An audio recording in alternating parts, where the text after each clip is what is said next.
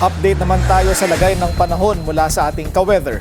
BNC resident meteorologist Benison Estareja. Benison.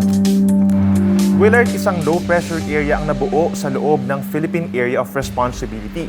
Huling namataan ng LPA, 850 kilometers east-northeast of extreme northern Luzon. Ayon sa Pag-asa, may katamtamang tsansa na maging bagyo ito either bukas or sa Sabado at tatawagin sa local name na Pilandok o yung magiging panglimang bagyo for the month of August. Once maging bagyo ang LPA, kikilos ito sa direksyon po ng Taiwan at maliit lamang ang tsansa na maglandfall o tumama sa ating kalupaan.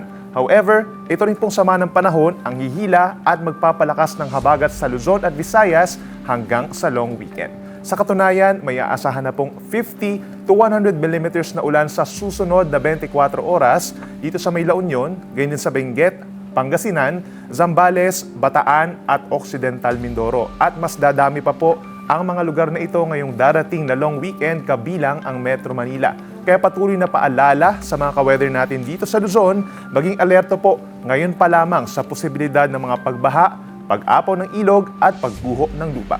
Bukas, August 28, araw ng Biyernes, ilabas na po ang payong dito po sa Luzon dahil umaga pa lamang aasahan na po yung mga light to moderate na ulan dito sa Metro Manila, gayon din sa may Ilocos Region, Cordillera Region, malaking bahagi ng Central Luzon, pababa ng Rizal, Cavite, Batangas, Occidental Mindoro, Oriental Mindoro at Palawan. At posible pa po itong lumakas at dumalas pagsapit ng hapon at gabi.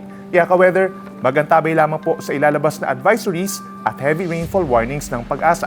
Sa natitirang bahagi naman ng Luzon, kagaya sa may Cagayan Valley, dito po sa may Laguna, Quezon at Bicol Region, sisilip-silip pa naman ang araw sa umaga. Subalit may aasahan na rin kalat-kalat na ulan sa hapon at gabi. Bukas, apektado na rin po ng habagat ang buong Kabisayaan. Umaga pa lamang, posible na ang light to moderate rains sa may Antique, Iloilo, Guimaras at Negros Occidental, habang may aasahan ding saglit na ulan or thunderstorms dito sa gitna at silangang bahagi. Pagdating sa Mindanao, generally, fair weather conditions pa rin po or walang aasahang tuloy-tuloy at malakas na ulan ngayong Biyernes. Pinakamainit sa tanghali sa mga syudad dito sa may Bangsamoro Region, Soc-Sargen, Davao Region and Caraga, habang may saglit lamang na ulan at thunderstorms sa ilang lugar sa Zamboanga Peninsula at Northern Mindanao.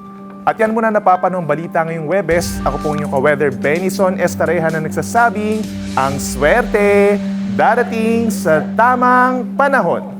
Manatiling nakatutok sa Bilyonaryo News Channel. Sumubaybay sa aming social media accounts at mag-subscribe sa aming YouTube channel para sa mga eksklusibong balita at storya.